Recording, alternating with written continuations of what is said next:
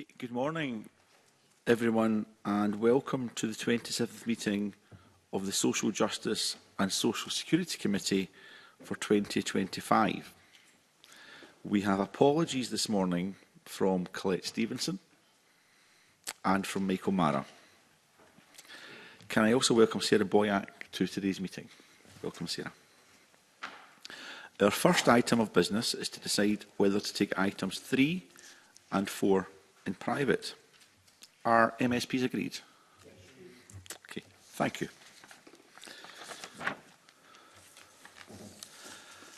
Our next item of business is our second evidence session on the Wellbeing and Sustainable Development Scotland Bill. I welcome to the meeting Adam Millen, Senior Policy Advocate, Carnegie UK, Francis Guy, Chief Executive Officer, Scotland's International Development Alliance, Christers Lukens, Member of the Scottish Youth Parliament for Dundee City West, Skye Allen, Member of the Scottish Youth Parliament for Dumfries Shire, and Lloyd Austin, Convener of the Governance Group Scottish Environmental Link. Can I also welcome two BSL interpreters to the meeting, Tessa and Mags. Thank you. And that allows me to give a particular welcome to Christers, and can I say good morning, welcome to the Scottish Parliament.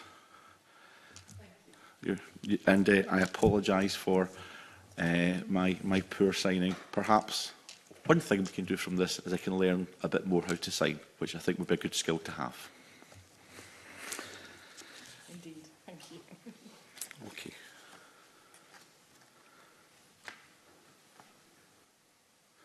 So we will now move, I think, straight to questions, and I will open up. So let me start with a general question. The Wellbeing Bill Policy Memorandum explores the concept of policy coherence for sustainable development. So I'd like to ask witnesses whether they agree that with this as a policy objective and what the opportunities and challenges may be to that particular approach. And can I perhaps bring in Adam Millen first? Thank you very much. Yeah, absolutely.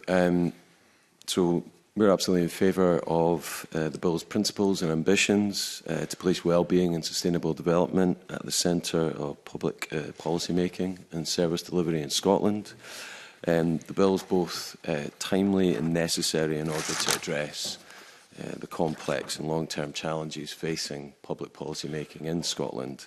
So an effective wellbeing and sustainable development bill would enable a long-term approach to public policy making by giving public bodies that clear structure, guidance and accountability mechanism to work coherently and collaboratively towards national outcomes. Okay, thank you. So that's supportive of the policy objective. Francis Guy, can I ask you? Sorry. Yeah, yes. I mean, I take your question literally. Policy coherence and sustainable development. Scotland's International Development Alliance has been arguing for the importance of this for more than 10 years. Arguably, the idea of it sounds a bit kind of, I don't know, it's a wee acronym and it sounds a bit annoying, but it kind of came in the 1990s from the idea that anything you do domestically has an impact internationally. So start with that importance of understanding that. And then I think it's moved on to just basically meaning better joined up government. And I think that that is absolutely vital. And if the commitment to a wellbeing and sustainable development bill was in every party manifesto for the last elections for the Scottish Parliament. And if that was the case, that was a recognition that we are not doing this bit well, that there are gaps in lots of existing legislation and we're not bringing a commitment to future generations together in a good place. And the Scottish Government actually has been committed to policy coherence and sustainable development, and it's had an interministerial meeting set up. But since 2019, to my knowledge, and I might be wrong, so I apologise if I am, there have been 3 meetings, one in 2019 and one in 2022, both chaired by the then Minister of International Development, and one, I think, in around 23-24, chaired by Shona Robertson at the time as Deputy First Minister. I think there's a case that the Deputy First Minister is the place where bringing policy coherence across government should sit.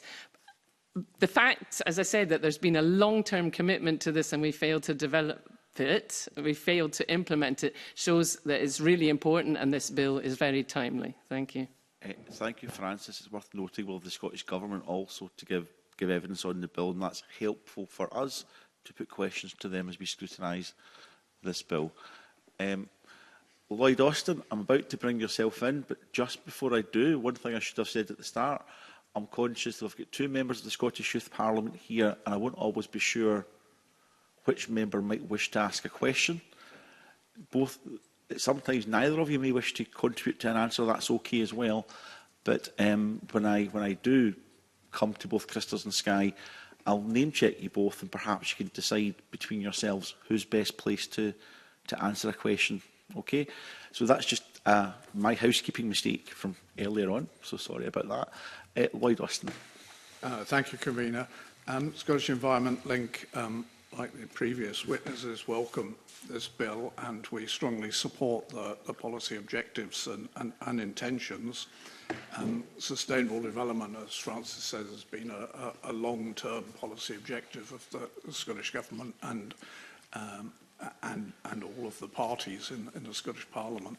And I think underlining and kind of enacting that objective in a statutory way would be a good thing to do. And therefore, that's why we kind of broadly support the general principles of the bill. I think the crucial thing which we'll come on to later will be the definitions of sustainable development and well-being. But I think you're right that policy coherence is one of the important aspects. Francis talked about the impact on international matters, but from our point of view, all sorts of policies have an impact on the environment in one way or another, and having everything joined up so that environmental policy and objectives are not undermined by other policies is a key part of sustainable development. I think that the challenges of achieving policy coherence is, in a sense, the siloed approach that takes place in many organisations, but particularly in government, and that the priorities of each of those silos can conflict, and finding a way of addressing those conflicts and resolving them is the opportunity of a proper sustainable development approach. And so, achieving policy coherence is a great goal, and the opportunity is that you end that silo approach. Okay, thank you. And I'm wondering if Christers or Skye would like to add to the conversation in relation to this bill could achieve policy coherence. Yes, from the Scottish Youth Parliament, we have discussed this with young people, and young people see well-being as vital and needing to improve that in Scotland, and having those rights are unclear currently. So seeing that ratified and seeing that actually in statutory policy would be very helpful. And as you've said already, everything affects the environment, everything is connected. So policy coherence will improve that, because everything is connected as it is. Well-being and sustainability can't be separated. It's something that is vital for our future. So the Scottish Youth Parliament, talking to the constituency, really wanting to see improved equality and that consistency of approach. So the environment and well-being and sustainability, they are all aspects that work together. And so having a healthy environment and healthy people will obviously have positive impacts on society by reducing antisocial behaviour and so on. There are lots of positive knock-on effects. But yes, we do believe that this is an aspiration that's very positive. If looking at human rights and wanting to support that too, so it's all part of the same coherence. The health and mental health and having that strategy, you know, it also helps to eradicate poverty. Everything is connected, therefore having policy coherence makes sense because everything is connected. Okay, thank you, Christopher. So everyone on the panel, every organisation believes policy coherence is important, and I suspect so does the Scottish Government. The question that we're asking here today is whether it requires legislation to bring that policy coherence. So the Scottish Government chose initially to bring forward legislation, then decided not to, and to support Sarah Boyack's bill, and has now decided that legislation may not be required to get the policy coherence that we would all want to see. So I suppose there's a long question perhaps for a short answer here, but does it require legislation to bring policy coherence? And Lloyd Austin, can we start with yourself? In theory, it may not, but I think legislation would strongly help because it would significantly enhance the understanding of what sustainable development is, and by providing a clear definition so that the numerous references to sustainable development in legislation, as I may come on to later, the various other allusions to sustainable development that are not exactly those words in other legislation, can be interpreted in all sorts of different ways at the moment, and that works against coherence. And so having a simple, clear, single definition that applies to all the references in all the different legislation would significantly enhance coherence and the objectives that Christopher and others talked about. So I think legislation may not be required, but it's extremely desirable and would completely improve the implementation of existing legislation, as well as by providing that clarity, and with the support and the work of a commissioner to help interpret and provide guidance on the implementation of various legislation related to environment and sustainable development. That would be another factor that would completely enhance and strengthen the Scottish Government's work in these areas. We'll absolutely be looking at the Commissioner during our evidence session this morning. Thank you for that. Can I turn to Skye and Christers? Does the Youth Parliament believe that legislation passing this law is the only way to secure policy coherence? So SYP cannot give a definitive answer on whether this specific piece of legislation, because we haven't had that much time to consult on it, but our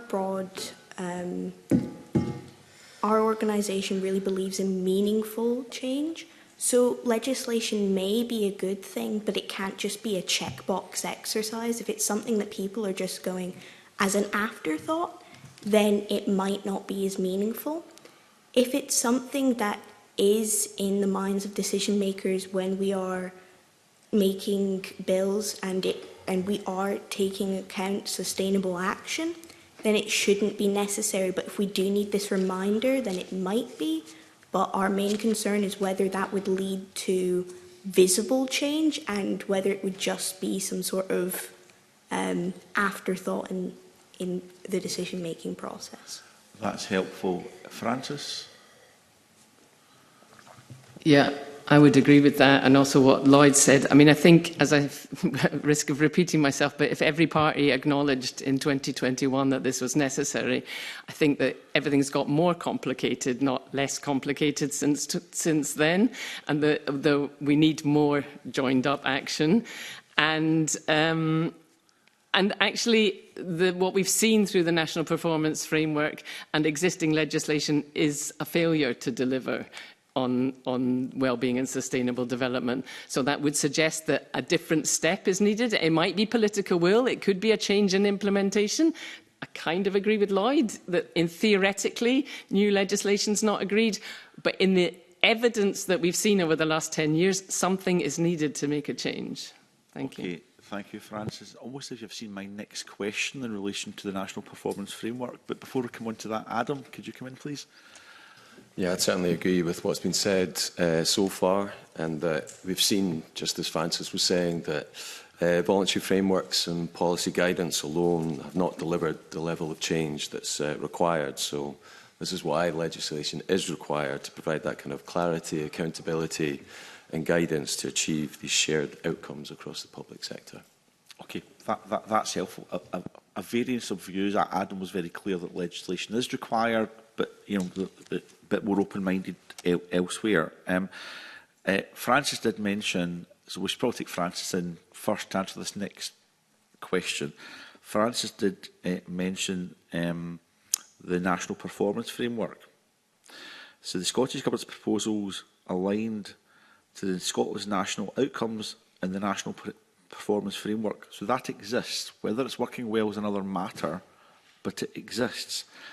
Is legislation required to bolster activity relating to sustainable development and wellbeing under the outcomes or the framework? Now, I think I'm going to take a step back from that particular question and just reword it slightly, actually, Francis. Is there a framework there that could work very well if government used it properly and there was a proper focus? Francis? I think we need to be clear about where we're at. There was a big review of the National Performance Framework last year. You're well aware that it came to Parliament. There was lots of discussion about its failure to be joined up, actually, and its failure to deliver, and the failure of public bodies to deliver on the targets in the national outcomes. The Deputy First Minister then took it away and said, in light of that, she would review the whole framework. So we're not in a position right now where there is an existing framework, actually. Ideally, yes, I would agree that if there was a proper framework that was properly aligned, from my point of view, also as a member of the Sustainable Development, the SDG network, that was properly aligned with the UN Sustainable Development Goals, it could provide sufficient direction. That doesn't exist, and what we have seen so far in terms of where this review of the National Performance Framework is going, is it's going backwards. It seems to have lost the commitment to be based on human rights approach. And so on behalf of our members, I would like to say we are extremely concerned about it, which would suggest, to answer your initial question, that there's still space for something else. Thank you. Okay, thank you. Lloyd Austin, do you have a view on this? I think I would just endorse what Francis said. I think the National Performance Framework is theoretically a good thing that could deliver, but all the evidence over the last few years is that it isn't doing that, and therefore some legislation to require it to perform better in terms of setting outcomes, etc., that relate to sustainable development, and a duty on public bodies to deliver those outcomes would enhance the system, and therefore I think that to repeat what I said earlier, I think that theoretically legislation isn't needed, but the evidence is that without it we don't see the progress that we need to see. And therefore, I think we should follow through some legislative proposals such as this bill in order to give future iterations of the National Performance Framework a push in the right direction. Okay, that's helpful. Skye earlier on mentioned that the Youth Parliament hadn't particularly looked at other ways that the policy outcomes could be secured without legislation. So I'm just not sure whether Christers or Skye may wish to comment on the National Performance Framework, about whether that could be used to see what the Scottish Youth Parliament wants to happen in relation to this work. So it's just an opportunity for Christers or Skye to add at this point, if you wish to.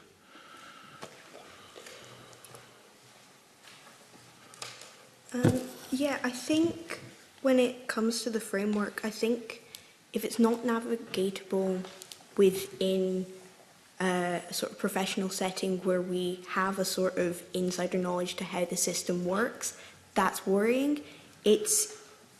We've got to remember that for young people, for members of the public, if they want to check how things are doing, if they want to scrutinise, if they're not aware of the internal system, currently the framework is really confusing from an outsider perspective. So you might need to look at a more clear approach. I think that's helpful, Skye, because it suggests whether we legislate or not, something has to change in relation to this. So thank you. Adam Millen, do you want to add anything? Yes, I would definitely echo the views from the rest of the panel on this issue, and just to say that the Scottish Government have placed great emphasis on the important work of the National Performance Framework Review, but there does need to be legislative underpinnings to this to address the duties and the ways of working in order to realise the ambitions of the framework. And the Scottish Government have stated themselves that the current legal duties need to be strengthened to put in place better accountability and support for the framework in order for it to be effective in terms of actually having an impact in shaping policy and delivery decisions. Okay, thank you. Now, Adam, we'll maybe stay with yourself. This will be my final question in this section, and we'll pass to Mr Balfour after this. The committee has heard about the changes in Wales. So we've taken evidence already on the Welsh Wellbeing of Future Generations Act and on the impact of the Future Generations Commissioner for Wales. Now I'll go back and I'll review that evidence, but initially it did appear that what we heard from only one evidence session so far is that much of the impact was mild, soft, cultural change was driven rather than the legislation itself directing change. But it's still early days for that Act and for that Commissioner. So, Adam Millen, I suppose the question is, when you look at Wales, what do you feel the impact has been? Is there a direct impact there, or is it more a cultural change? I would certainly agree with what you've said there in terms of it's not entirely clear at this point in time. Despite the fact it's been 10 years, it is still a kind of pioneering piece of legislation. And it's important to kind of evaluate and ask those questions that you have been in terms of what is it actually achieving in terms of its vision and its purpose. And my understanding is that work is underway in Wales to better kind of understand these things. But I think it's definitely important to ask questions around about how the Act has been put into practice and the impact on delivery and public services. How much closer are we to achieving the 7 wellbeing goals within that legislation, and what is the next steps that the Welsh Government can take to support that impact and progress of the Act. I don't have definitive answers to that, but I understand that work is going on. But I think these are justifiable questions, given that it's been 10 years now. And given we are legislating, Mr Millen, is there any lessons that we can learn from Wales, should this legislation go forward, that we could change within the current legislation based on what's happened in Wales?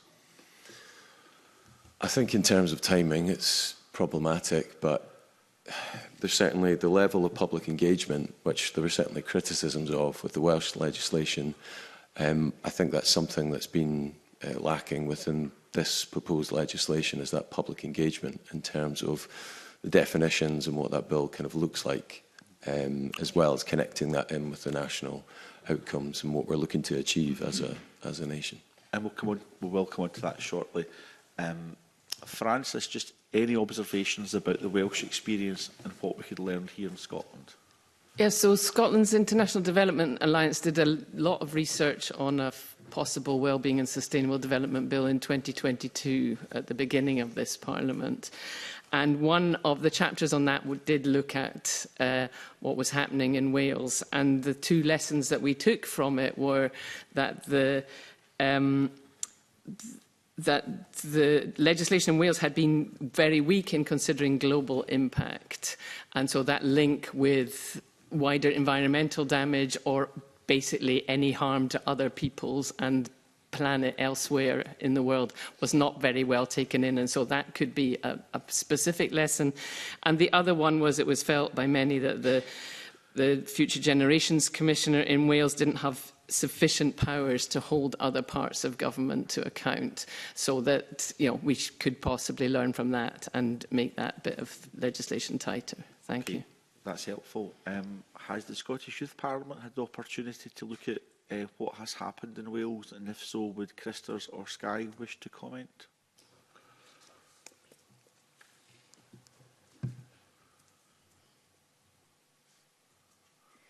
Just a bit of a debate. Who would like to speak? I'm not entirely sure. Would you like to say something, Skye? Okay. I think when it comes to Wales, looking at a broader perspective, again, it's about whether that legislation does have visible change. It needs to not be lost in the cracks. So while there might be a genuine desire to make change, if it's not something that is consistent and it pulls through in all legislation, then all it takes is for one sort of objective to be slightly missed or put to the background, and that sort of gives a sort of backsliding effect with all the progress that's made. So if there is a sort of commitment to making sustainable change for future generations, it does need to be consistent through all policy, and it needs to not be something that is just a checkbox exercise. It needs to be meaningful change in the policies. It can't be something where you go, okay, well, it's not really my main priority, but I'll sort of think about it. It does need to be a consistent priority in all actions. Okay. Thank you for that answer, Skye. It's worth noting that there's some very specific questions that we want to ask the Scottish Youth Parliament, because we know you've done some very particular work with your members in relation to it. So it's a courtesy to ask you to come in for each question. You don't have to answer each question, so it's perfectly acceptable also to say, look, that's okay, we'll wait for the next one, but that was a helpful answer, Skye, so thank you. Lloyd. Thank you. Scottish Environment Lincoln members have liaised with our counterpart members in Wales, and I think the view we heard was kind of similar to your introduction, convener, that the impact of the Commissioner in Wales has been positive, but it's been generally sort of soft and focused on cultural change and so forth. And as Francis says, the Commissioner doesn't have powers to hold government or public bodies to account. So that kind of influences the nature of their work, but the nature of the work is still positive in terms of reports and advice and guidance that they produce, but at times that has an impact on government policy, but not enough all the time, if that makes sense. The second thing I would say in relation to Wales relates to timing, and the Welsh Commissioner was set up before all the changes that resulted from Brexit. And so when the Welsh Commissioner was set up, there was no Welsh version of Environmental Standards Scotland. And we're now 10 years later, thinking about a commissioner in Scotland, where we do have Environmental Standards Scotland in place. At the moment, Wales are debating the establishment of an equivalent of Environmental Standards Scotland, and as part of that debate, they are discussing what is the relationship between their new body and the Future Generations Commissioner. So one of the things that I think is important in our debate is what would be the relationship between a commissioner here and Environmental Standards Scotland, if that makes sense. Because Environmental Standards Scotland is very much focused on the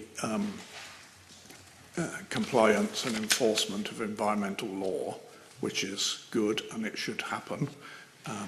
Environment Link very much supported its establishment and its focus.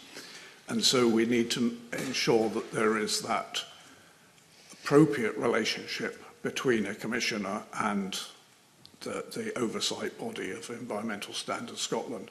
And I would imagine it would be that a commissioner would focus on policy whilst Environmental Standards Scotland focuses on law, if that makes sense.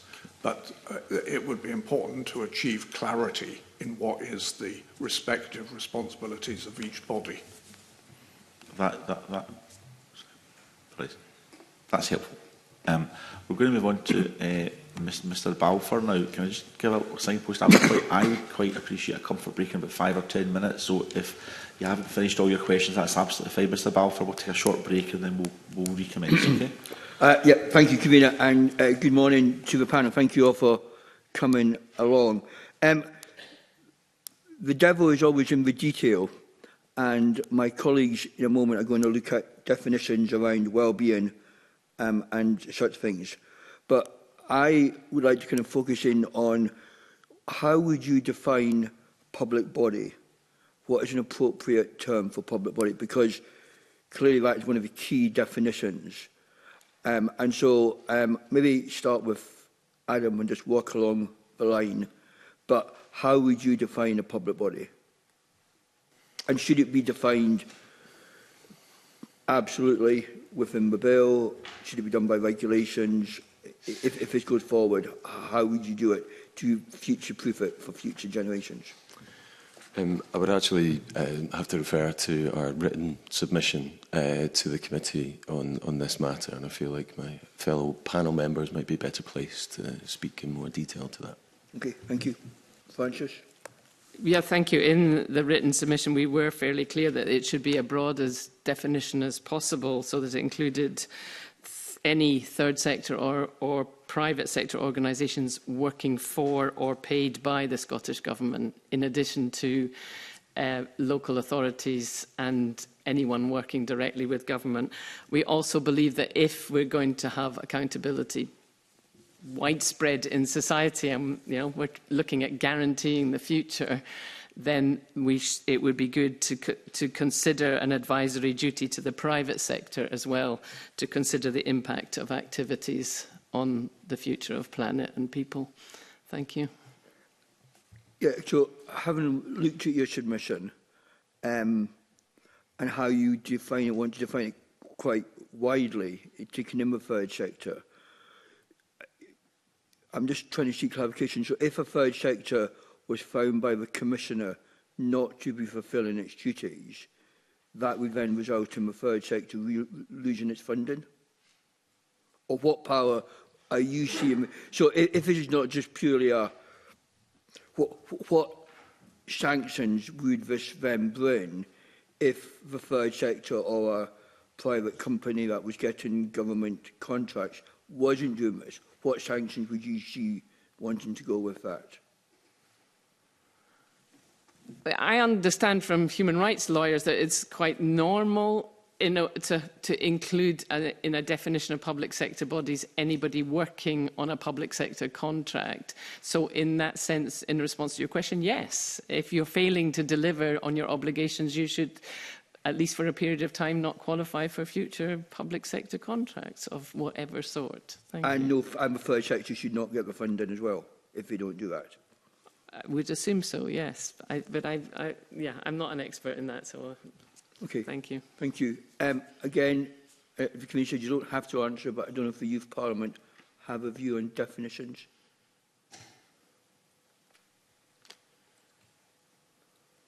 From the consultation that we ran, we did a workshop with young people, and the definitions, that their definitions and ours were very similar and yours were similar, focusing on things like anything that's to do with physical or mental health and confidence, and they were using words such as that, you know, in Scotland, wanting to be a great place to live. So it's similar to the definitions that were provided then. In terms of sustainable development in climate change, then those definitions, in terms of sustainability and sustainable solutions and the natural environment and protecting that and lifelong education, they had slightly different definitions from the young people in terms of what they felt was important. And so the definitions there were a little different, so the understandings were slightly different. Skye, do you want to add anything to that? No. Lloyd? I think Scottish Environment Link didn't have any problems with the definition that's in the bill. I think we would refer to other definitions of public bodies, such as in the Freedom of Information Scotland Act, that work very well. I would agree with Francis about the extension from public bodies that exist in statute to other commercial and third sector bodies that are undertaking functions of a public nature. That's probably the phrase that's normally used, isn't it? Sometimes under contract and payment and so forth. That makes sense. I think the issue related to your follow-up question, Mr. Balfour, about the sanctions depends on what powers are in the bill and the powers of the Commissioner. If the powers of the Commissioner are only advisory and so forth, they have no powers to hold anybody to account, and therefore the sanction would be at the discretion of whoever the Commissioner was advising, i.e. the Scottish ministers in most cases, as to whether or not to take account of that advice when they make decisions about contracts, etc. Okay, just stop me, Convener, when you want me to stop. Do you want me to stop now or go for one more question? You know, I think it would make sense, Mr. Balfour, if we stop now, we get a comfort break, and then we can get a run at the next line of questionings. Absolutely. Mr. Thank Balfour, you. so can we suspend for around 5 minutes, please?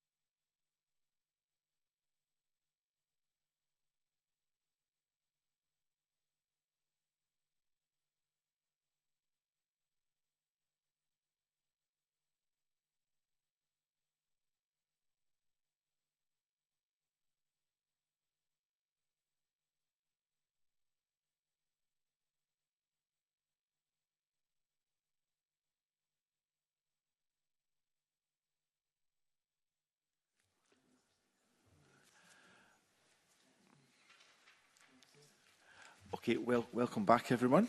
And I'll return to Mr Balfour, who was pursuing a line of questioning. Thank you, Convener. Yeah, if I can go back to the duty, at the moment, the duty relates to a duty regard for the need to promote well-being and sustainable development. I wonder, should the duty be about delivering of well-being or promotion? So, Lloyd, I wonder if I can start with you since you were last time. Should it be promotion or delivery? Or should it be both, or can we kind of be mixed together? Okay, I think in a sense you're asking about what should be the strength of the duty, and I think it's worth pointing out that having regard to is often considered to be a relatively weak form of phrasing a duty, but having due regard to is considered to be stronger, but even stronger would be furthering. In relation to the words delivery and promotion, I think it's true that delivery is quite a popular term in public policy circles these days, but I'm not sure that it's got a legal track record, if you see what I mean. Therefore, I think possibly it should be about furthering or implementing, facilitating the implementation of. I think the intention of considering delivery is a good intention, and you know, it should be outcomes that we're focused on, and therefore I think it should be perhaps about promoting the implementation of, or promoting or securing the achievement of. Securing the achievement of is possibly a stronger verb, if that makes sense. I think delivery would be a phrase, a word that would be difficult to judge whether or not it was being delivered. So yes, I think the wording could be slightly improved, but I think that the intent of the duty is a very positive one, and applying that duty to all public bodies is something that is important in terms of securing the coherence we discussed earlier. Thank you. Francis, anything to add to that? No, I would entirely agree that the focus should be on implementation, and if Lloyd's wording is the best way to deliver that, that's fine. Thank you. Adam?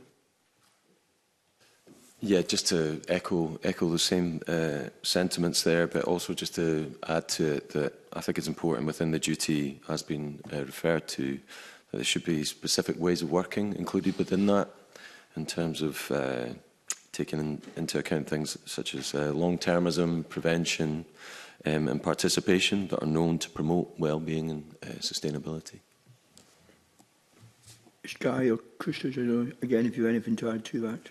I don't think we have enough legislation to give you a clear answer, so we might have to skip this question. Right, absolutely fine. My final question at the moment is kind of directed at you, Lloyd, if that's okay, because in your submission you put repeal or amend outdated duties that can contribute to public bodies acting in a manner that undermines sustainable development and or well-being. Could you just maybe expand slightly on what you mean by that, please? Yes, certainly. You'll recall that in Sarah Boyak's original consultation paper, she listed all the examples of where the phrase sustainable development occurs in existing legislation. And that underlines the importance of having a clear, consistent definition, which is one of the benefits of the bill that I explained earlier. But in addition to those that were listed in the consultation paper, there are actually scattered through legislation other forms of words that allude to sustainable development but aren't actually sustainable development, if that makes sense. So there are phrases like act in a manner that is best considered to be sustainable, or phrases like that.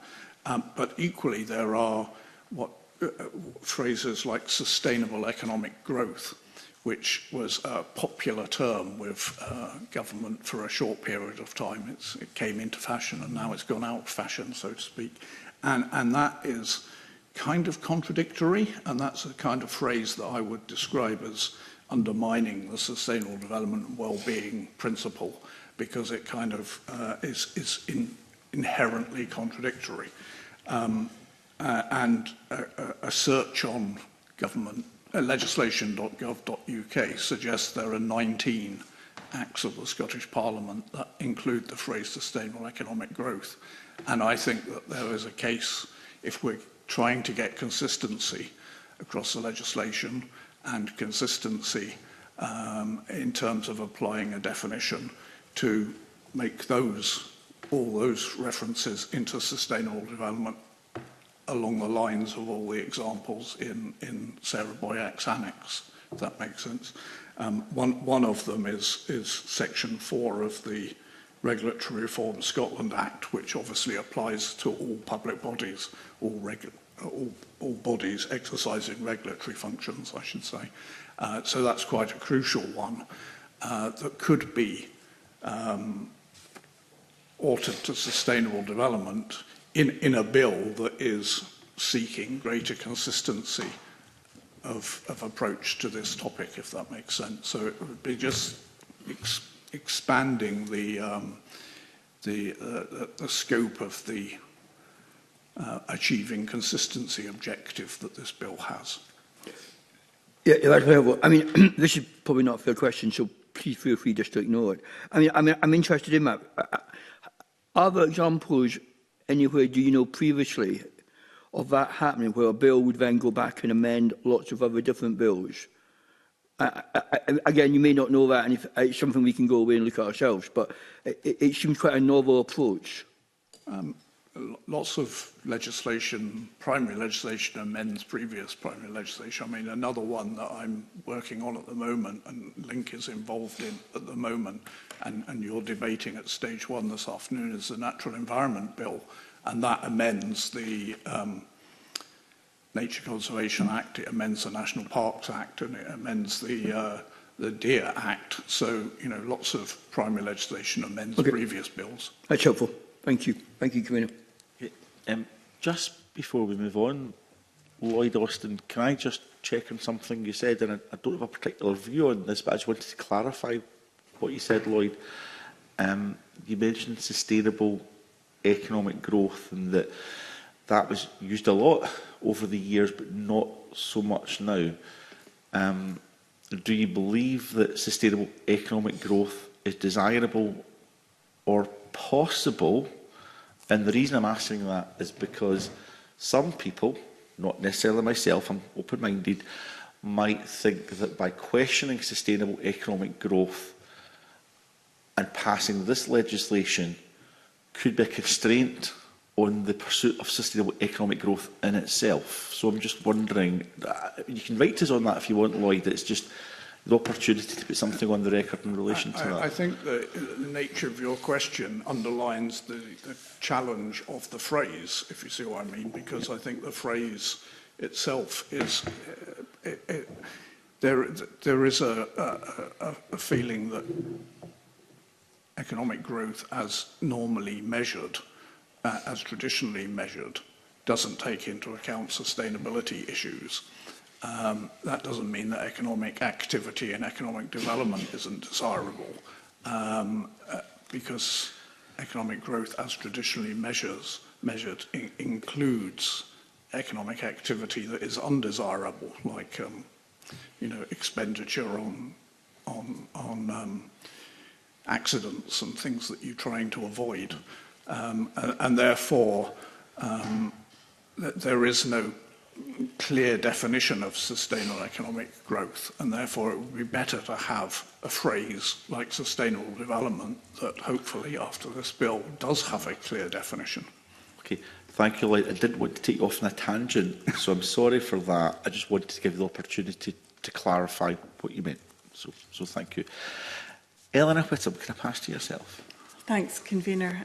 I want to spend a little bit of time actually looking at the definitions, because we've already touched on it quite a few times this morning already, and I think that it would be helpful if we have an understanding of where each witness actually sits in terms of the definition. So first, to start with the definition of sustainable development itself, Section 2 in the bill gives a definition that was inspired by the 1987 report Our Common Future, which states that sustainable development is development that improves well-being in the present without compromising the well-being of future generations.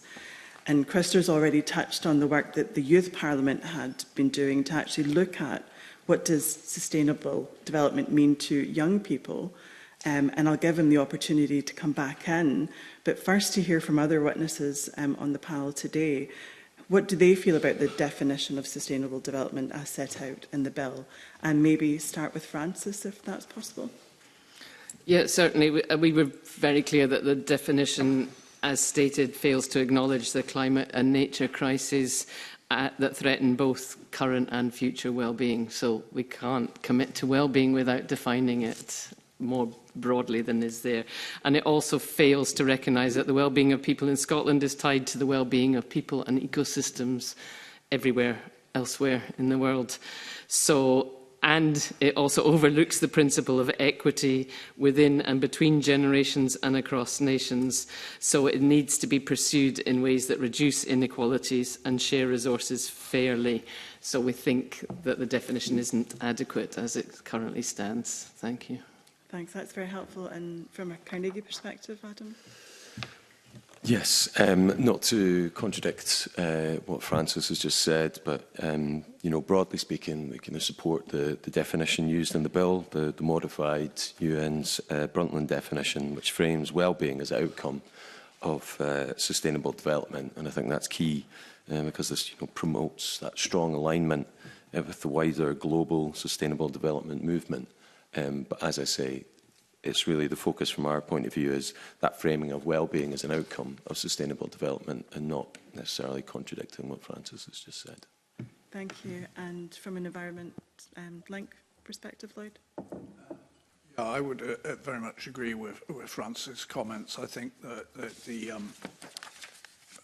basing everything on the Brundtland definition is very positive, but it does need the further text from Brundtland that talks about the environment's ability to meet present and future needs, and therefore I think that there is a need therefore to extend the definition to ensure that those environmental aspects are built in.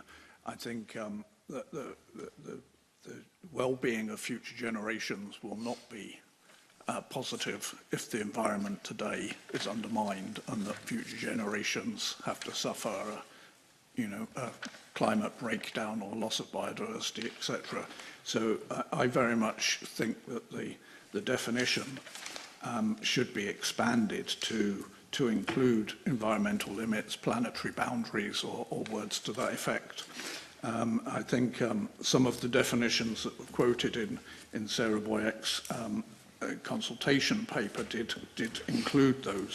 So the Sustainable Development Act of 1996 in Minnesota talks about while protecting and restoring the natural environment upon which people and economics depend. So a phrase like that, I think, would be very positive. And I think this is, probably the most important question of the whole morning session, because the definition of sustainable development and therefore the definition of well-being and sustainable development, they go together, is crucial to the success of the whole bill, because the duty relates to what is defined as sustainable development and well-being, and the work of the Commissioner depends on the definition of sustainable development and well-being. So this is absolutely crucial, and the one change we would suggest is made is that incorporation of the environmental limits issue. I think that's very helpful, because that actually was one of the questions I had, was round about how would we make it stronger to show that we have to pay due regard to planetary boundaries and environmental limits and make that an explicit link. So I wonder, from the Youth Parliament's perspective, Christers and Skye, Is that something that you came up with when you were thinking about it, working through it with other MSYPs, was around about how do we make the links between well-being and sustainable development and the planet itself? Is that something that you thought about?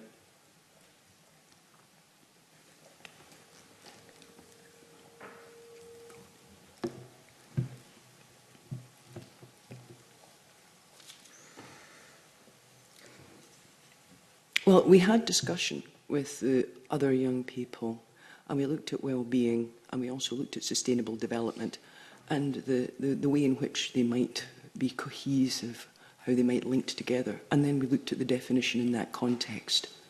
When we looked at it, there were a number of similarities between the two concepts. And so, yeah, we felt that there is a very strong link there. Skye, I don't know if you would like to say anything further.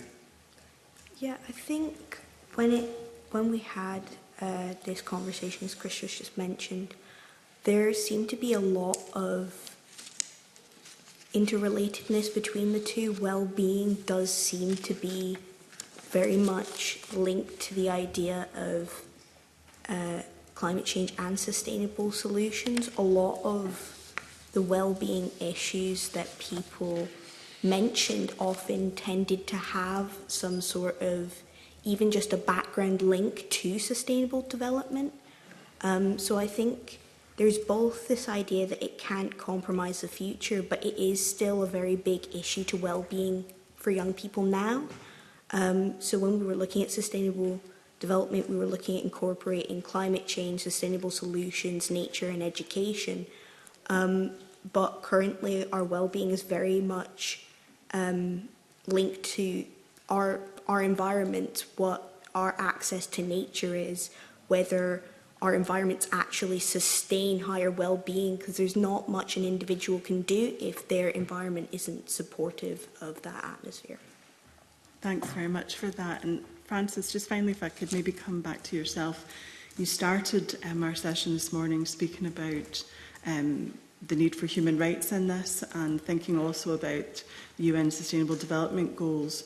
Do we think that this bill sets out an opportunity to actually weave a thread through all of these things to make real coherence in terms of how we conduct ourselves and before the future generations are dealing with what we perhaps haven't done? I think the UN Sustainable Development Goals are supposed to be implemented by 2030. Which will be shorter than the lifetime of the next Parliament. The National Performance Framework was supposed to be based on the Sustainable Development Goals.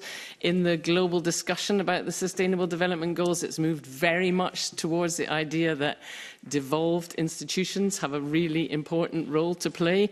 I think it's not too late for the Scottish Government and the Scottish Parliament to do more in that space, but I suspect the National Performance Framework, ideally, should be that place. But clearly this bill, because it should be linked with that, could set out some real targets, but maybe needs to look beyond the Sustainable Development Goals, actually, and take the lessons that have been learnt from that, including that policy coherence piece. Thank you. Thank you. Thanks, Convener. Thank you, Eleanor. Marie McNair, please. Thank you, Convener, and good morning, panel. I'm going to cover the establishment of the Future Generations Commissioner. So I just wanted to ask the panel if you have any views on, do we really need a Commissioner for Future Generations in Scotland? And I noticed some of the written submissions kind of highlight the creation of the Commissioner role. It could kind of further clutter the landscape and take money away from important issues such as reducing poverty, etc. Do the panel have any kind of sympathy with these points or any other comments that they wish to make on them? And I know that noted earlier on you were speaking about the Commissioner, Lloyd, so I'll start with yourself and open it up to anyone else that wants to come in. I think we feel that the establishment of a Commissioner with this form of remit would be a positive move. I mean, whether it's essential or not is a different matter. So, you know, our response was we neither support or oppose the establishment in principle. We do understand the complexities of there being complicated landscape of different commissioners. But nevertheless, I think the experience in Wales suggests that a commissioner of this type can very much have a positive impact. I think the key challenge would be that issue of sorting out the respective responsibilities and the relationship with other commissioners and other oversight bodies, such as I mentioned earlier, Environmental Standards Scotland. But subject to that, I think it would be a positive move. And I think it's a false kind of comparison to say, you know, whether or not the money would be better. I think it would be a very limited amount of money, because it would just be an individual in a small supportive office, but it would it could have significant impact in terms of providing advice and guidance and steer on policy making that would actually end up with you know, greater policy coherence and better expenditure of resources elsewhere. So I think the impact could be net positive. Thanks for that. Anyone else want to come in? Francis? Would just say that in all the research that's been done over the last 5-6 years on this, we've been very clear that there is a role for a commissioner that is quite important, as Lloyd said, to have someone with a body with a clear focus to drive this through, because what we have seen is that hasn't happened. So yes, thank you. Thank you. Adam, sorry. Yeah, the only thing I would add to that is just to say that we certainly support the creation of a new accountability mechanism for the bill, but one that's effective, proportionate and appropriate. However, we do recognise the current challenges faced by Scotland's commissioners regarding duplication and resourcing and legislative constraints. But in that context, I think it's important to be pragmatic, and if an alternative accountability mechanism would allow the bill to proceed more effectively, then those alternatives should be seriously considered. Thank you. If no other questions, I'll...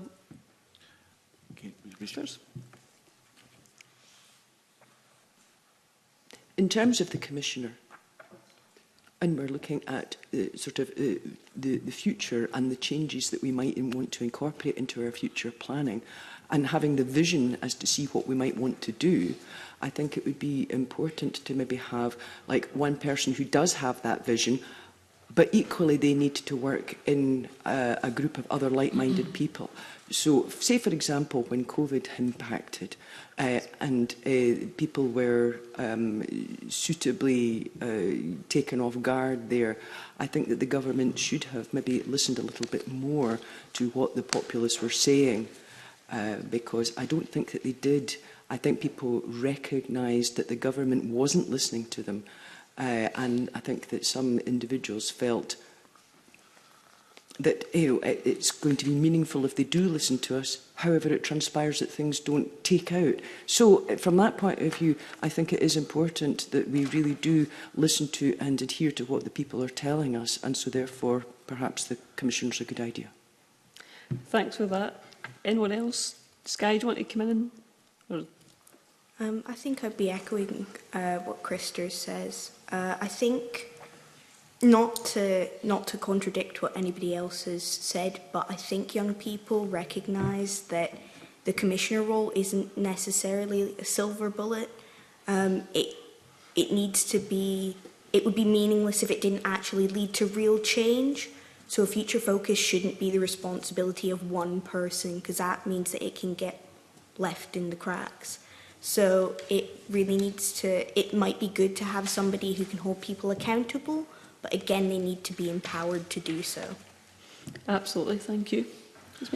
Okay, I know Jeremy Balfour's got a follow-up question on this, and depending what you ask, Jeremy, it may just be the same as I was about to ask. Who knows? I might come in afterwards as well, Mr Balfour.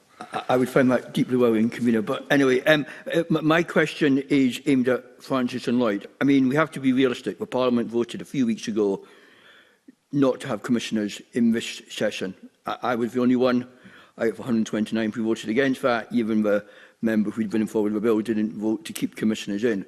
So I suppose my direct question to you is, can this bill work if we don't have a commissioner?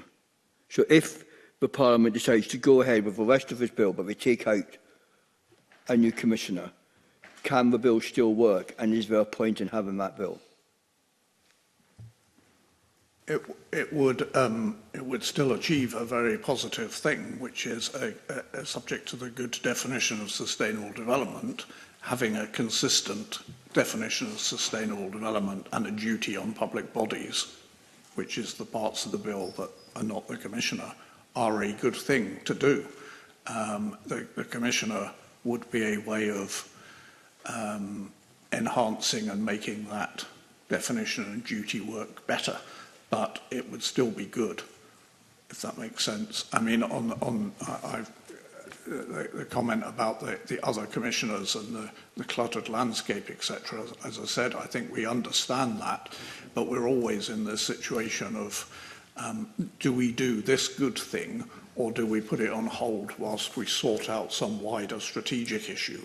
But then we never find time to sort out the wider strategic issue, if you see what I mean. So, you know, I think that's a choice for the Parliament as a whole.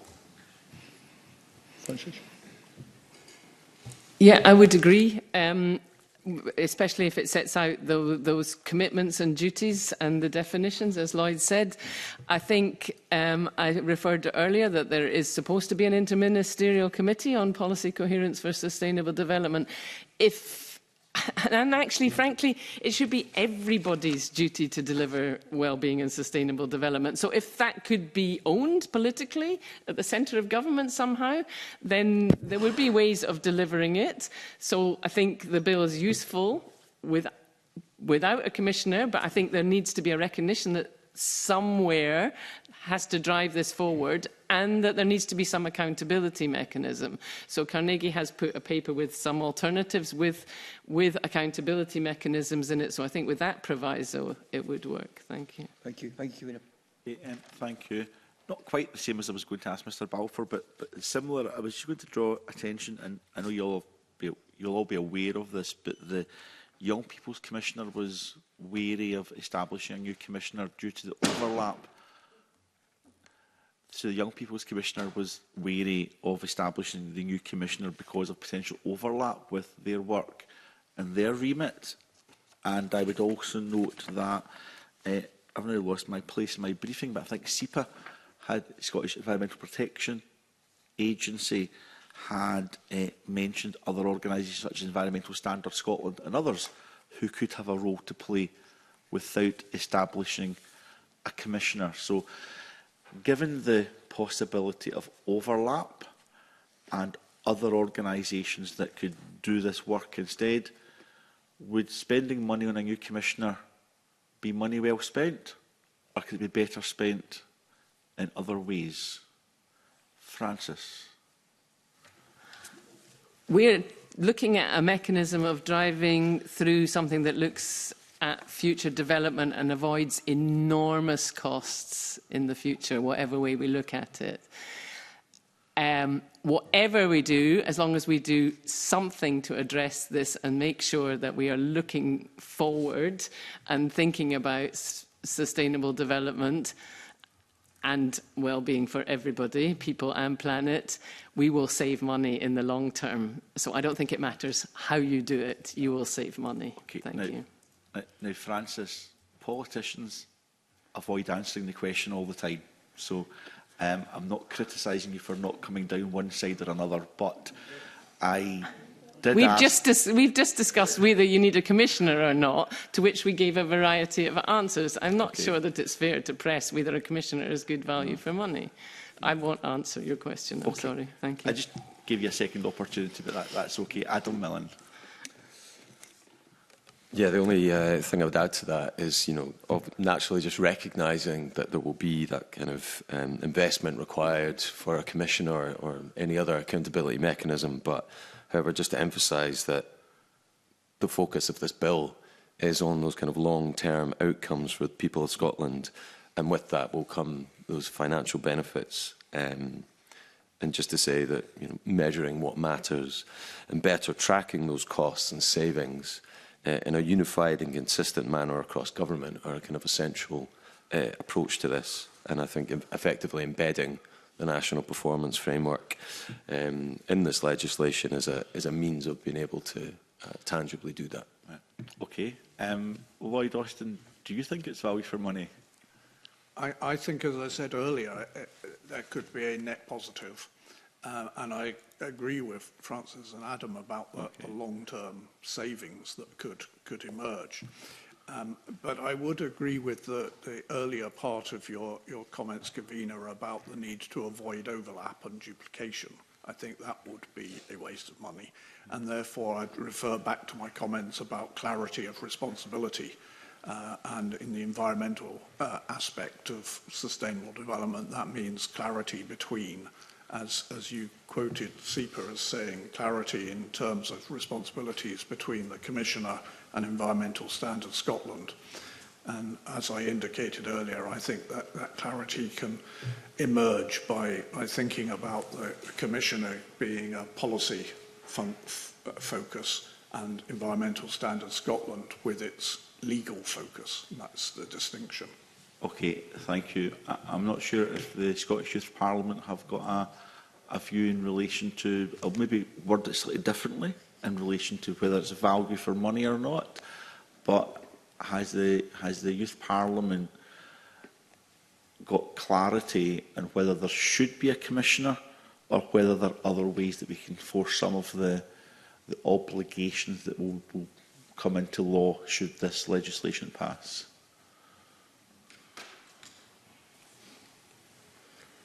I think young people had differing views and differing perspectives, and the understanding of that the funding that would be required now, of course, is an investment to save money in the long term, to avoid the consequences of not investing in the future. So obviously what we spend now will be money well spent to prevent exponential costs in the future. So how that is spent will vary, but anything, as already said, is spent will save us money in the future. Okay. Sky, you don't have to add anything, but do you wish to add anything? No, I think we're going to have to give you the really unsatisfactory answer that it's complicated and there's mixed opinions. Okay. It's also a very good answer, Sky, which is why I pushed Francis on this, because the committee, we are still forming our views on this. So just because we asked a question a certain way doesn't mean that's our underlying view. We are trying to form our views as we take evidence on this legislation. So that's a perfectly acceptable answer. Thank you. Now, I would intend suspending for maybe another 5 minutes or so. So if we could just suspend, that would be helpful. Can I? So we've suspended, yeah?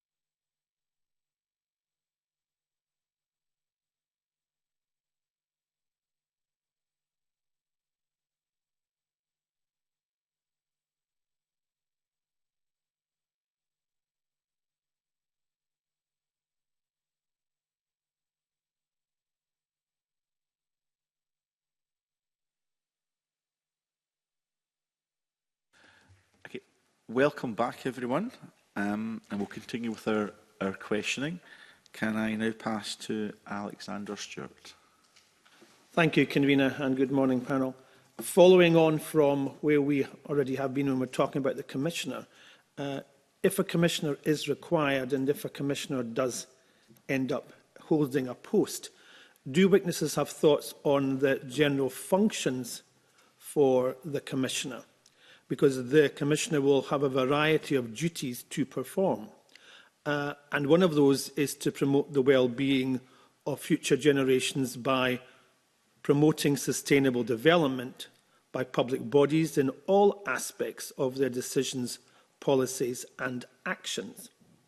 So it would be quite good to get a view of if you think that, if a Commissioner does exist, is achievable, sustainable, in ensuring that public bodies do all that. And I'll maybe start with Adam and move across the panel. Adam, thank you. I would say in this line of questioning about the finer kind of details of a Commissioner that I would refer to our written submission and to the expertise of the rest of the panel. Thank you. Francis, do you have any views on that? I think what we've seen in Wales is that it's been very helpful to have a kind of educative role, and what the convener was talking about in terms of a cultural impact. So trying to ensure that, as it says, bodies kind of consider and you promote the idea of it. So I think that that in itself is actually very important. I would be concerned that the wording is open to interpretation. We've talked a bit about the devil being in the detail. And, and as I said before, the need for the Commissioner to have clear investigative powers. So it's not only about promotion, but I think promotion is an important role, if that's your question. Thank you. Lloyd, do you have a view? I would agree with Francis's comments. I would add, I think that general function is probably appropriate, because I think, as I was saying earlier, in relation to environmental matters, there's got to be that distinction between the role of the Commissioner and the role of Environmental Standards Scotland. Mm-hmm. And in our view, the Commissioner is very much a policy-focused thing, and the promotion would be done by advice, by guidance, by education and cultural change, as Francis has commented. And I think that's good. I think that the challenge would be how would Scottish Government and other public bodies, how would they respond to the promotion? And is there, and presumably the duty on those public bodies we talked about earlier, that we talked about the duty and whether that duty was how that duty was phrased. It has to have a duty that also to have regard to, or some stronger form, the advice and guidance, etc., of the Commissioner. Otherwise, the Commissioner could be talking into a black hole, if you see what I mean, if nobody listens to their promotion. And do Custis or Skye have any comments from the Scottish Parliament on this bit?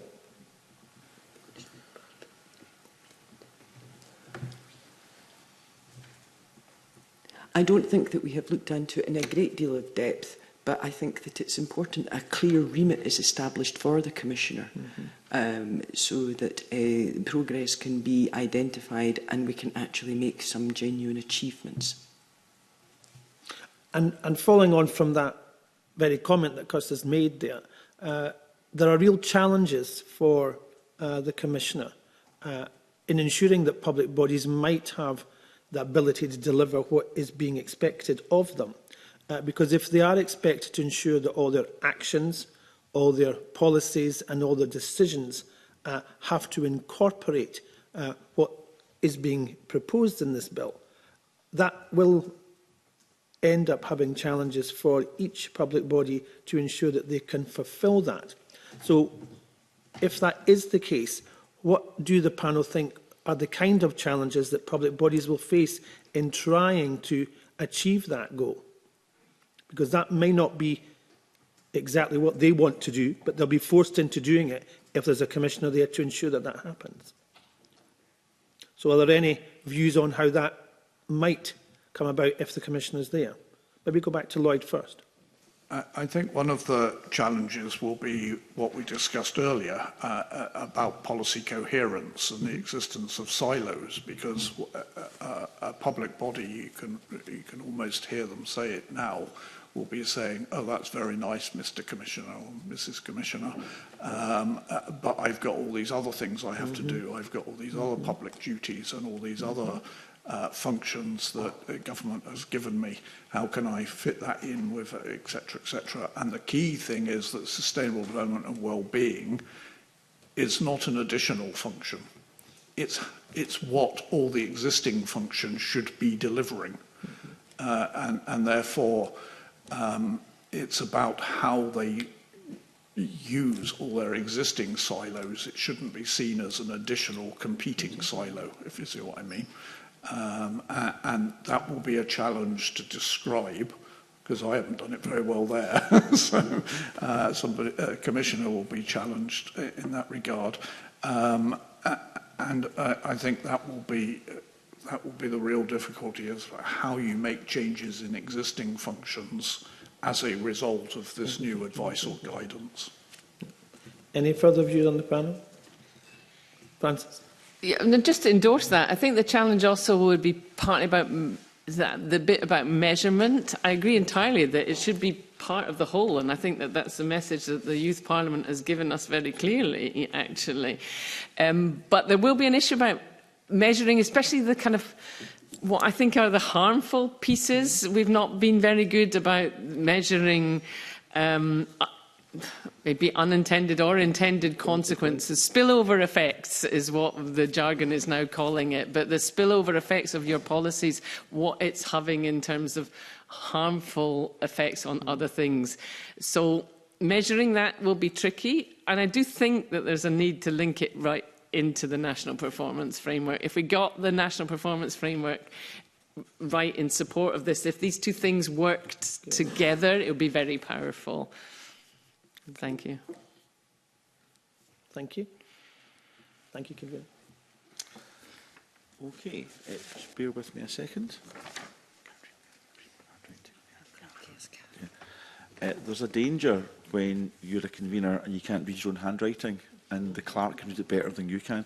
Can I pass to Carol, please? Of course, thanks, Convener. I want to ask a little bit about Section 6 to 11 and Schedule 2, which gives powers and effect to investigations which could be carried out by the Commissioner, and just people's views on that. So I suppose the first question is, do witnesses have any views on the powers relating to investigations by the Commissioner?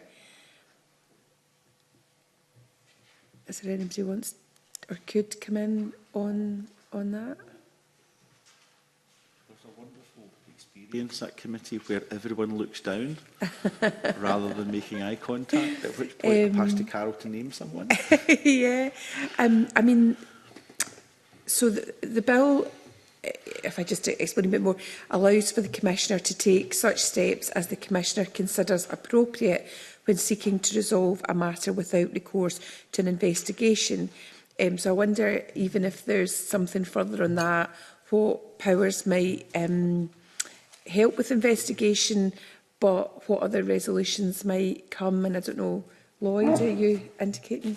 Yeah, I'm not sure investigation is, I understand why it's used, but it implies a degree of sort of enforcement, which I think, as I was talking earlier about the distinction between Environmental Standards Scotland and the Commissioner, it's not about enforcement, it's more about inquiry. And understanding how things work at the moment, if you see what I mean, in order to provide advice and guidance for the future. And in that regard, I think it's right that the Commissioner has powers to enable sensible, detailed inquiries of how things are working to be undertaken. So, you know, asking public bodies for information, et cetera, and getting that information or having a right. I mean, it is the Act specifically rules out investigations related to the taking of legal proceedings, etc. So it's not about investigations with a view to enforcement action. in the environmental sphere, that would be ESS, and there may be other bodies in other spheres. So I do think it's appropriate that it has some kind of ability to understand, to inquire, to investigate, but not, and that is in order to ensure that the advice and the promotion it does is well informed, and it can give analysis of why things are not working as they should be and make recommendations on the basis of that analysis. So that's the sort of investigation I would expect a commissioner to do. That's very helpful. Thank you. Does anybody else wish to come in on that point? Francis? I'd just like to endorse that. I think it is about that advice and guidance and showing alternative ways, not as a punishment or which I think some of our earlier questions also went in that direction a wee bit. We think we should see it as something that's helpful and supportive, not the opposite. Thank you. Great, no bother. Thank you, Convener. I think that's very helpful. Okay, now, in a moment I'm going to pass on to Sarah Boyack, but there was probably one question we should have asked when Mr Millen was speaking earlier. It's just to give you the opportunity, Adam, because you'd mentioned that Carnegie UK had outlined 6 possible operating models to deliver the ambitions around well-being and sustainable development, of which the Commissioner's establishment in office in the pursuit of those aims was one of those models. So there would be 5 others, and of course I'm happy for you to refer us to written evidence, but we've got you here, Adam. It's whether you want to say anything on the official report in relation to those other potential models before I pass to Sarah. I mean, I can broadly speak to a couple of them, okay. But it's just to say that the options paper that we commissioned and written by Jen Wallace and Max French, the idea was that it was just reflecting on the current landscape of commissioners in Scotland and outlining some alternative accountability kind of mechanisms. A couple of those, for example, are kind of expanding the mandate of Audit Scotland to include wellbeing and sustainable development with powers to act on recommendations from a commissioner or equivalent body, and also a bit closer to home, establishing a dedicated parliamentary committee to oversee progress towards national outcomes and ambitions of the bill. And yeah, as you say, I'm very happy to forward on to the clerks the paper itself in its full. Thank you, Adam. It was just to give you the opportunity to put some of that on the record. Can I thank Sarah Boyack, the member in charge of the bill, for coming along and sitting through our second set of evidence sessions. And I'd like to pass to Sarah to get the opportunity for 10 minutes or so, maybe a wee bit more if we can. Can I thank the convener for that introduction, and can I also thank the witnesses for the evidence that they have given, both in writing to the committee and the engagement that some of you have had with the previous consultations I carried out on my member's bill. And it really is to follow up the question that was just asked by the convener about the different ways to implement wellbeing and sustainable development, how to get it further up the agenda, and what are the mechanisms that would actually help deliver. And it's that issue of the combination of advice, guidance, investigatory powers on top of a public sector duty. So it's just to get a comment from the witnesses about the benefits that could be delivered by implementing this legislation alongside the National Performance Framework. So I don't know who'd like to kick off. Adam, it was a helpful piece of research done by Carnegie. Do you want to kick off? Yeah, absolutely. Well, first of all, just to thank you for the fact that you, through this bill, you've raised a number of extremely important issues and brought that to the fore. Yeah, just to build on what Sarah was saying there in terms of, I think it is absolutely vital in order to bring the ambitions and the goals of this bill to reality is to connect that with the National Performance Framework. As this already provides a kind of shared vision of Scotland's well-being, and embedding that, a legislative link between the bill and the national outcomes would ensure that coherence and avoid duplication and reinforce the framework as essential framework for measuring progress on the bill and its goals. Thanks. And Francis, you next. I think the advantage of a bill on top of that is that it provides that clarity and duty. What we've seen over the national, of what's happened for the National Performance Framework over the last 10 years is that it's not been clear who has to, what we were supposed to be doing. It's not been clear that public bodies even understand what the targets and outcomes are. So this would really help ensure that we make progress. Thank you. Thanks. Thank you. I mean, firstly, thank you for putting the bill forward. We young people are really pleased to see that. We value that you've done this. We want more clarity. We want this more visibility that this bill provides. So this is an important bill for young people. So thank you.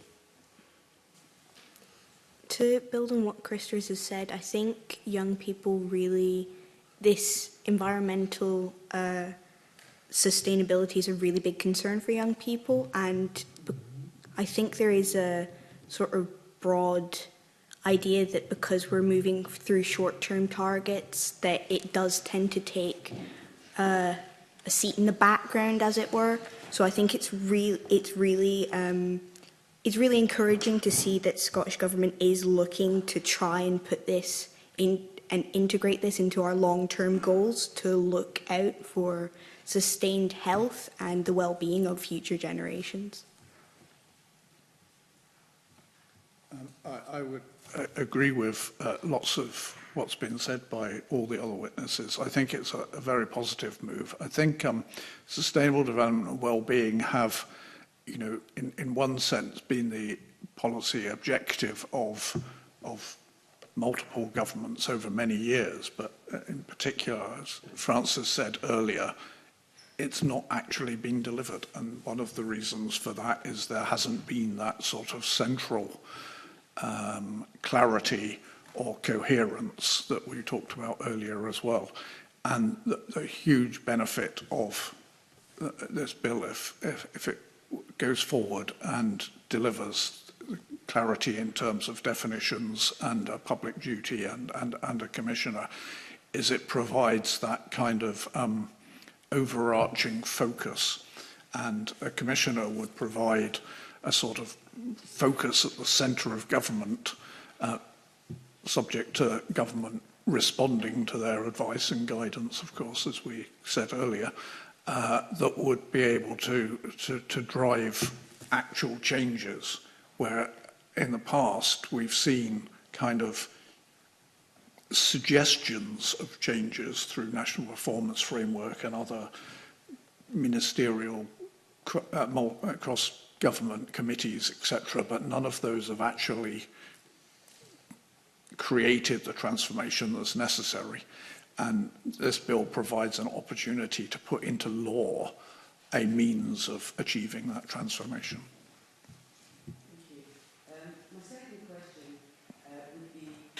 What do the panellists think are the lessons to be learned from the Welsh Future Generation Commissioner? Because that's been mentioned once or twice. And I'm thinking particularly in terms of accelerating impact and implementation.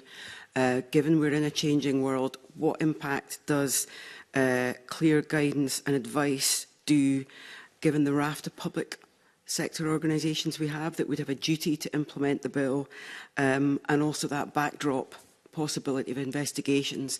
To what extent do you think there are lessons learned, and what impact would a commissioner have to actually accelerate the need to act on these issues? Francis, I don't know if you want to come in. You've got a global perspective on this, other countries doing a variety of things. I don't know that I've got more to add to what I already said in terms of the lessons learned, but the lessons learned, as I said, from our point of view, was the Welsh lack of global perspective. And so we'll be very keen to ensure that part of it is brought out, that becomes part of the public duty. Thank you. Okay, thank you. Lloyd? Reiterate one thing I said earlier, which is that the experience in Wales has been that the influence has been soft cultural change, etc. And trying to enhance that would be beneficial, but not in a way that creates a shift into being an enforcement body, as I discussed, as I mentioned in response to an earlier question. And therefore, I think one of the key aspects of that might be ensuring a duty on government and other public bodies to have regard to or respond to or take note of the advice and guidance, etc., that comes from the Commissioner. It's all very well the Commissioner producing good advice and guidance, but if nobody takes any notice of it, it lacks any value, if you see what I mean. So that would be one thing that would be an addition to the way in which the Commissioner works in Wales. The other key thing is, of course, getting the definitions of sustainable development and well-being right, because that is the actual remit of the Commissioner, and if that's not right, then the duties and the Commissioner functions become limited, or potentially there are unintended consequences or missed opportunities. So, you know, getting the environmental perspective into the definitions is absolutely crucial. Thank you. I think there's two main things that we could learn. One is that there is a need for further action on sustainable development and increasing future welfare. But second, if there isn't improved channels of communication and coherence between different public bodies, any steps we take to improving the current situation will have a limited effect. Thank you. I think that issue about communications is absolutely fundamental, whether it's members of the public like yourselves or whether it's actually organisations, public bodies, those links. Adam, you did the options paper in Carnegie at Lessons Learnt, and the particular issues you would seek to see a difference being made if we had a Future Generations Commissioner? I don't have a huge amount to add from the previous response there, but it's certainly key just to outline and emphasise in particular the ways of working to that, in order to be able to not just assume that these duties and everything are going to be carried out, and that this is actually stated in the legislation of how this is actually going to come about. And that's why in previous answers I've kind of emphasised the potential role for the National Performance Framework in that respect. It provides that framework and that ability to measure that progress and outline what could and what can be done in connection with those national outcomes. Francis, you want to come in again? Yeah, just because I think we have actually missed that point a little bit today, about that well-being also depends on people. Actually, our colleagues here mentioned it, about being valued and participating in processes and having their views accounted for. So the participatory piece of it is actually very important. So that needs to be emphasised somewhere too. Thank you.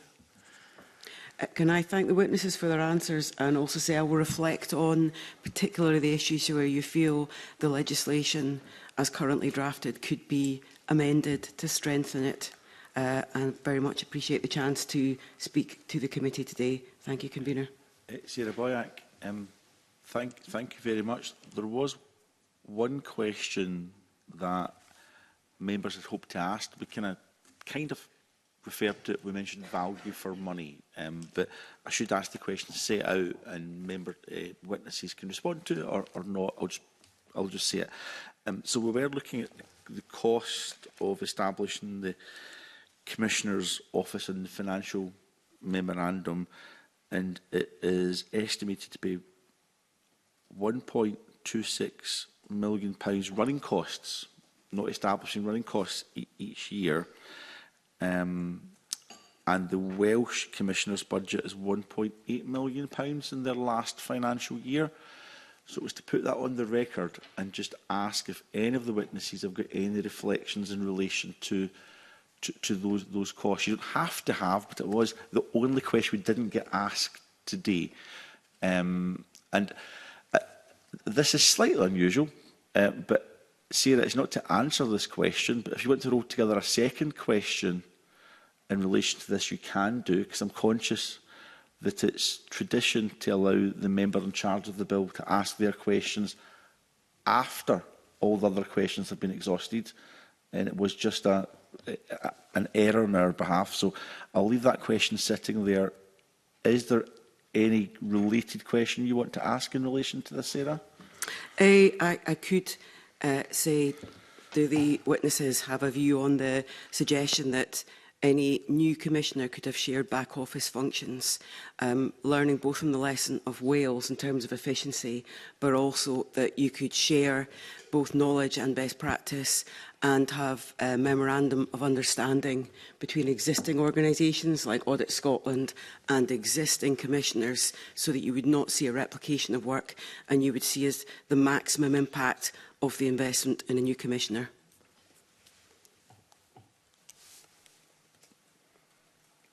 Who would like to answer that? Oh no, I was going to feed in. I was just giving the opportunity for our colleagues to finish passing that information over to ministers.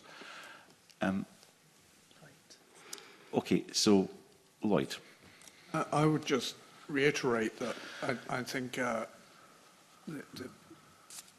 the creation of a commissioner of this type would be, as I said earlier, a net positive.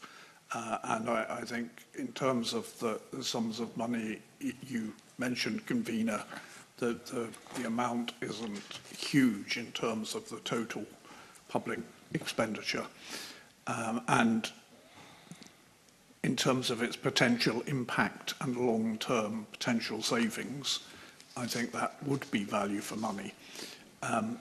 Nevertheless, that doesn't mean that you shouldn't look to make it as efficient as possible. And some of the options that Sarah suggested there in terms of commissioners sharing back office functions, I mean in terms of finance functions, HR functions, etc. They ought to be shareable between the different parliamentary commissioners. In fact, I think they probably already are in some respects. And that I think comes down to efficient administration and clarity in terms of roles and responsibilities. Okay, thank you. Skye and Christers, I'm going to give both of you the last word, so I'm not going to take you in just now. So when you get your final comments, you can mention about the costs of setting up the Commissioner's office or anything else you feel that you've not had the opportunity to say this morning. So don't feel bound by that specific question. But I will come to both of you last. Adam, any comments on the question that was asked? I have nothing to add beyond what I've said previously. Okay. Francis, anything to add? Okay, so we'll start with Skye and then we'll take Christers. So it's your opportunity to put something on the record that perhaps our line of questioning has not given you the opportunity to put on the record this morning, and what you've done with the MSYPs and other young people. So I'll take you first, Skye. I think it's clear from our consultation that on the specific role of a commissioner, young people do very much have mixed views. But it's a wide consensus that young people are really concerned about the environment, about whether the way that we are going, whether actually securing future welfare is a possibility. So it's not necessarily is a commissioner valuable, it's can we achieve sustainable development goals without a commissioner? Because I don't think young people are especially attached to the idea of a commissioner one way or another. They are attached to the idea of having an answer to the climate crisis, having some idea of what they can do. Because I think when young people hear about sustainable development, climate change, they hear about it in one of two ways. Either it's panic or it's nothing. And I think we really need some sort of constructive goals that we are working towards. I don't think we mind whether that comes in the form of a commissioner or not, as long as there is something there that leads to meaningful action and we can actually see tangible evidence of it working. Thank you very much, Skye. And Christopher. I have to say I absolutely agree with what you've said, Skye. I think it's important because young people are going to have so many different perspectives and there might be various groups within society who have varying perspectives. I think it's important to look at the evidence, for example, from deaf people and BSL users, maybe look at the views from other groups in society. I think it's important that we don't necessarily take a niche approach and just ask one particular group in society. I think it's important that we place value on reflecting the views of society overall in our thinking. Can I thank all of our witnesses this morning, and to Tessa and Mags for helping facilitate this morning's meeting as well. That was very, very kind of you. That does conclude our public business for this morning, and we'll now move into private session to consider the very valuable evidence that we've heard here this morning. Thank you again.